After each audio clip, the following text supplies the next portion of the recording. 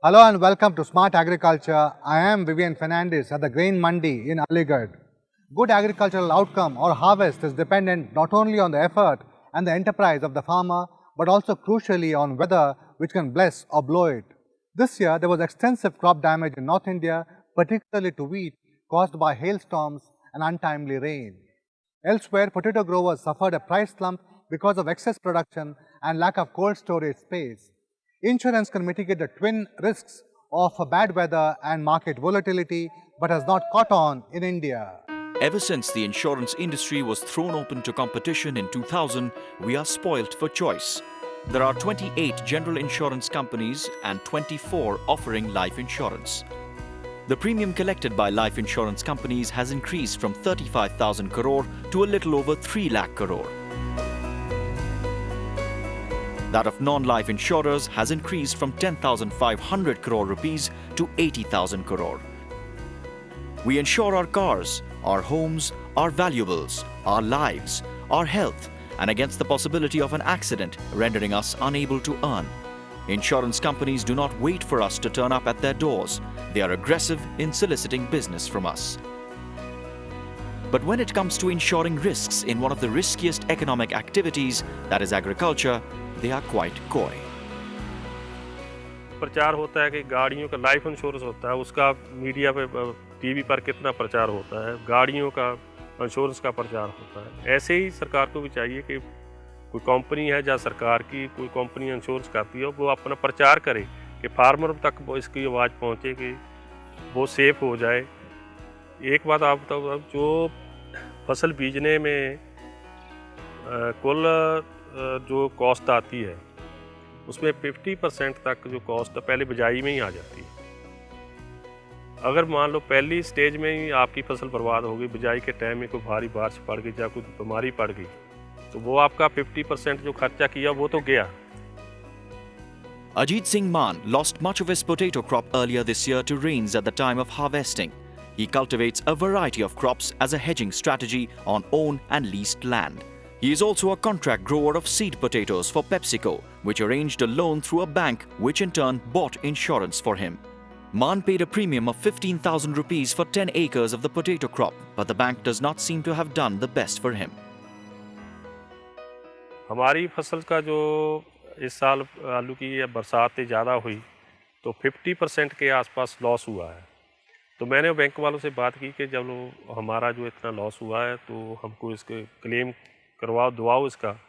तो वो बोले कि जो आपकी फसल का वो किया हुआ था इंश्योरेंस कंपनी के साथ, वो 3 महीने के लिए था valid.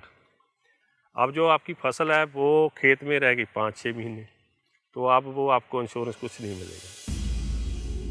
In Mathura district, farmers suffered extensive damage to the wheat crop in April. Assured irrigation makes agriculture in this part of the country a low-risk activity. But the weather has been acting up of late. Last year, rains failed. In April, misery dropped from the skies. यहाँ साहब वर्षा की वजह से नुकसान हुआ है और वर्षा में 1-1 किलो 800-800 ग्राम के जो ओले पड़े ना है, उस सबरी फसल की जो बालियों का है वो सबरी गिर गई और ऊपर से हवा चली ना तेज़, तो वहाँ की वजह से पूरी फसल गिर गई और फिर दोबारा वर्षा आएगी जाते उस सबरो अनाज सड़ेगा, या वजह से 60% नुकसान।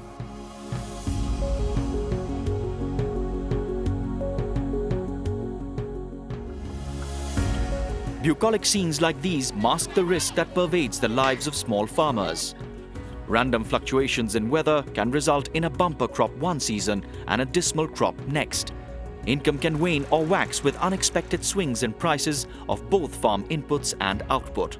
An intense spell of heat, a hailstorm, or harvest time rain can make smallholders sell productive assets like cattle or cause children to be withdrawn from school in the absence of savings, credit, or insurance.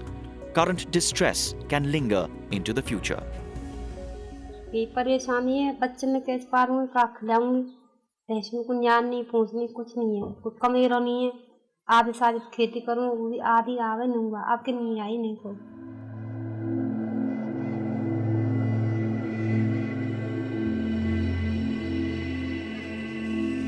पहले 40 मन भयो, पिछले साल हो गए 10 मन भयो है। और गुजारा मेहनत मजदूरी करता है और बच्चे पालता है। 80% of the winter crop in Mathura is wheat, and officially half of it was assessed as damaged. The central government relaxed the norms for calamity relief, and the state government pitched in with its share. The district administration sent a compensation demand of 471 crore rupees at the enhanced rate of 13,500 per hectare. The relief checks were welcome, but they were as iffy as the weather. कुछ तो गुंजाइश मिलेगी, बाकी तो इसमें उतना क्या है, पर जो सारा मिला है कुछ ना कुछ तो सहयोग मिला ही है।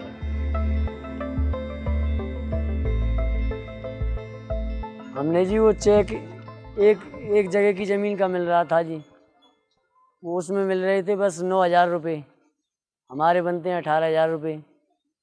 हमने इसलिए वो वापस, पटवारी ने कहा जी इनको वापस कर दो, तुम्हारी ज़मीन को चढ़ा के तब दे देंगे 18,000 रुपये। 12,800 से क्या होता है भाई, मेरे पास करीबन 4 हेक्टेयर 3.5-4 हेक्टेयर ज़मीन है, कुल अभी 12,800 मिला है।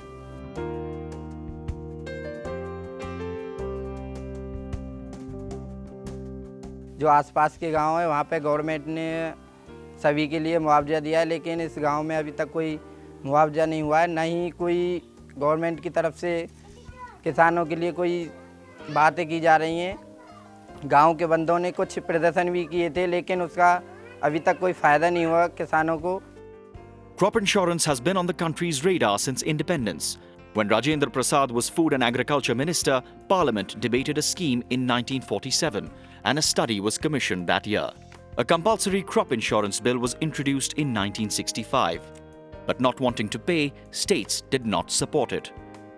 In 1972, General Insurance Corporation started insuring a hybrid cotton variety called H4. It was extended to groundnut, wheat and potato. Huge losses resulted in its closure in 1979. In 1985, crop insurance was introduced countrywide for the first time. It has gone through 3 evolutions.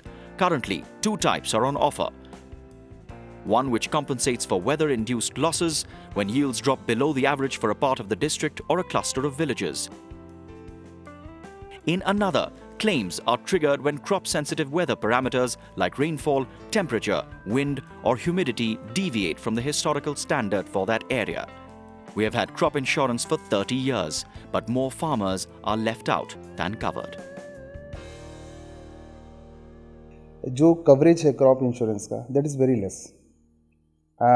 अगर हम data देखें, जो खरीफ crop होती है जो कि monsoon के आसपास लगती है, उस क्रॉप में क्रॉप इंश्योरेंस से ओनली 18,800 समथिंग फार्मर्स वर कवर्ड, जो कि हमारे यहाँ फार्मर्स अराउंड 4 लाख के आसपास हैं डिस्ट्रिक्ट में। तो दिस नीड टू बी, जो उसका बेस है उसको वाइडन करने की ज़रूरत है, जिससे कि ज़्यादा से ज़्यादा लोग कवर हों। ऐसी रबी का हमने जो डेटा निकाल के देखा, it is coming around two same 18,000 के आसपास वो भी आ रहा है, तो उसको भी हमें वाइडन करने की ज़रूरत है। India has the largest crop insurance scheme in the world, covering 35 million or 22% of rural households. That leaves 78% out. The subsidy on premium is substantial, ranging from 60% to 75%. The 2 current insurance programs have made small profits, while the previous 2 made losses.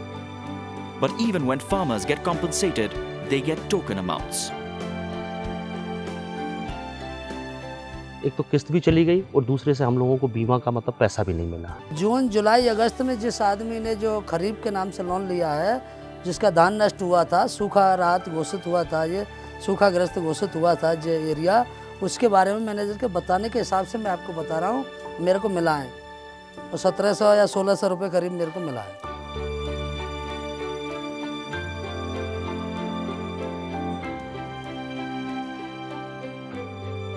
इस बार देख रहे हैं कि farmer ने जो premium दिया around, जो total premium company को गया था, मथुरा का केस मैं बता रहा हूँ, जो हमारा प्रीमियम गया 9.69 करोड़ गया है खरीफ क्रॉप के लिए, and the after the loss the farmer got around 9.5 crore, तो दैट इज़ ऑलमोस्ट इक्वलेंट और थोड़ा कम ही होगा।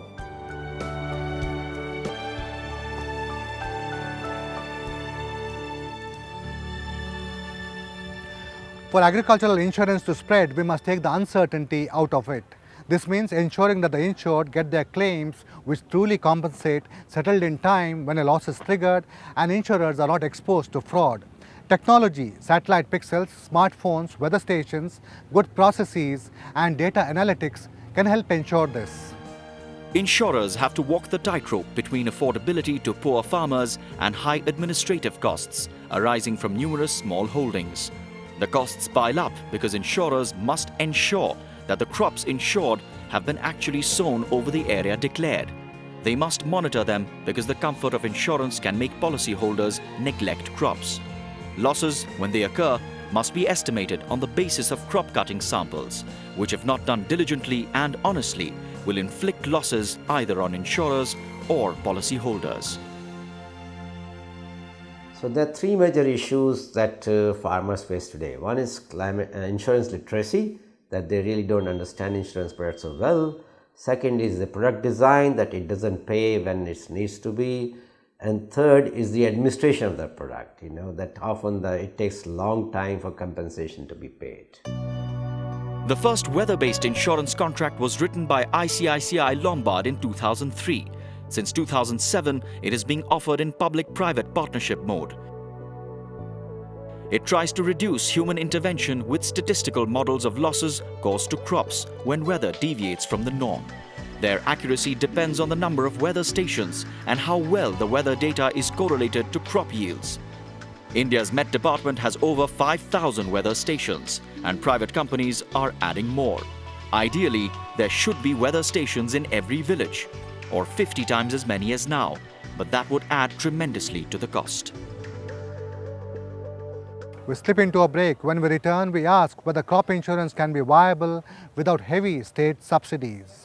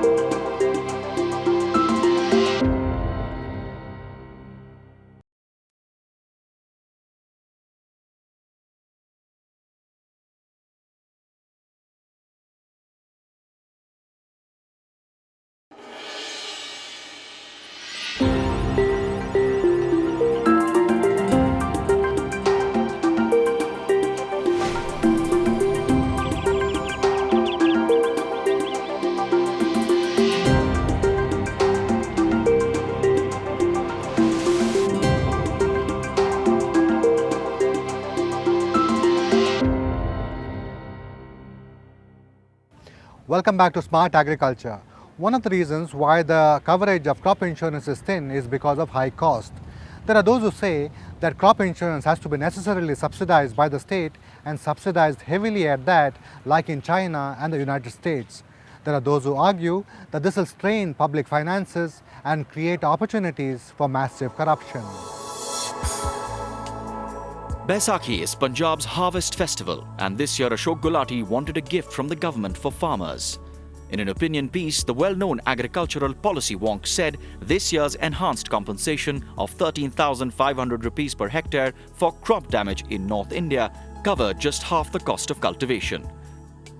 To be meaningful, insurance must be universal, he said. It must cover 100 million of India's 140 million sown hectares, and the sum assured must be around 30,000 rupees a hectare. He estimated the annual premium at 15,000 crore rupees. Since small farmers could not pay that sum, he said the government must pick up 2/3 of the tab. If you want to put it on a sustainable institutional basis, the answer to that is really developing a proper insurance system. But in agriculture, if you want to develop an insurance system, the premium that you have to give to insure your full crop is pretty high, which many of the smallholders cannot afford really. Therefore, what we have reviewed around the world, how much will be the state support that can come in insurance, our tentative answer is almost 70% of the premium has to be borne by the state. Gulati draws inspiration from the United States, which last year ended fixed subsidies of $4.7 billion a year for its 1.7 million farmers. Instead, it offered them a choice of insurance that would protect against weather risks and another that would guard against price risk. Together, these could cost $3.5 billion. India also subsidizes insurance to the same extent in percentage terms, except that the amount is quite low. But generous insurance, which Gulati wants, could have adverse consequences. Right now, insurance linked to cost of cultivation. Now, suppose you want to link it to total income. First, there is a big risk of moral hazard, that what sort of incentives farmers would have. Too much comfort would be a disincentive against effort and enterprise. Opinion on the way forward differs. One view is that calamity relief is much better till such time as insurance can be put on a sound foundation. The other view is that the current crop insurance program works and must be refined. I would say that I gave thought to it that all that money which government is spending in subsidizing insurance premium, bearing the losses, all those kind of things. I think till the time we come with some workable mechanism in insurance, it is better for government to strengthen and enhance the compensation mechanism.